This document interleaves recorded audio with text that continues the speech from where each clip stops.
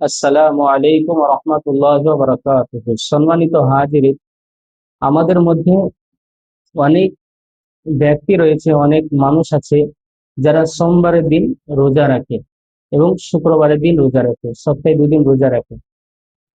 সোমবারের দিন রোজা সম্পর্কে একটি হাদিস বর্ণিত হয়েছে।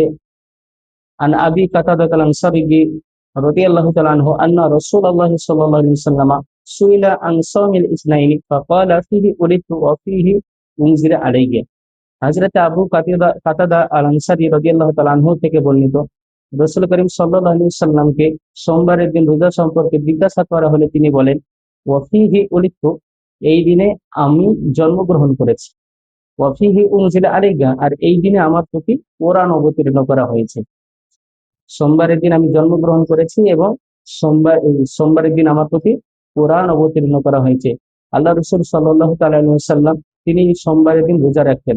আর সোমবারের দিন রোজা রাখা সম্পর্কে তেনাকে জিজ্ঞাসা করা হলে তিনি বলেন, এই দিনে আমি রোজা রাখতাম, এই দিনে আমি জন্মগ্রহণ করেছি, আর এই দিনে আমার প্রতি কোরআন অবতীর্ণ করা হয়েছে।